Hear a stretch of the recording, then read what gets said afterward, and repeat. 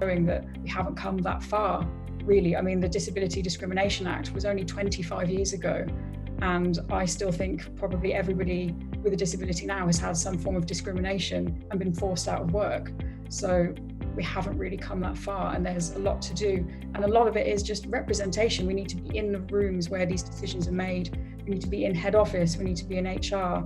And we also need to not be the point of the story. You know, we don't need to be othered in that way. We need to just be included to normalise it. Today in the UK, there's still only a small number of brands designing adaptive wear. Unhidden Clothing by Victoria Jenkins is one of them. Like, if there was any adaptive wear, it was aimed at old people.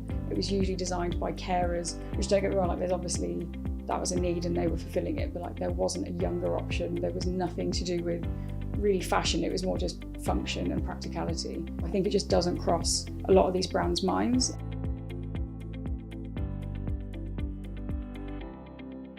My name's Victoria. I'm from Angel in Islington. So I had an ulcer that burst 8 years ago, and I had surgery to sort of save my life, and off the back of that there's been other diagnoses of other things. Living with a hidden disability is sort of being in that constant pain, or for me particularly constant nausea, but still having to try and function like everybody else. So leaving the house, I need to be able to sit down. I think I'm quite often too polite, so it's being in daily pain, and I blush and get embarrassed and I worry, what if they ask, and then I have to explain, and then I'm like, but I shouldn't have to explain, I shouldn't have to say it's all disabled inside, you just can't see it.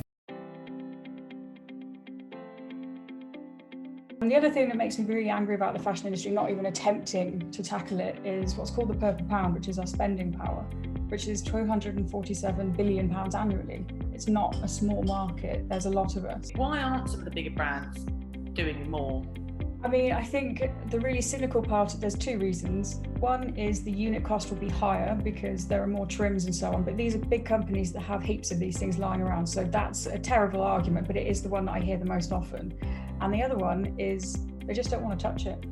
I've never met someone in a wheelchair in a fashion role that I've worked at ever. Like, I think if you're in a wheelchair, you wouldn't even get an interview. Half of the time, you wouldn't be able to get in the building where the interview was taking place. It's that whole, they're not hiring people, so they don't see it, so they don't think of it, and it just continues.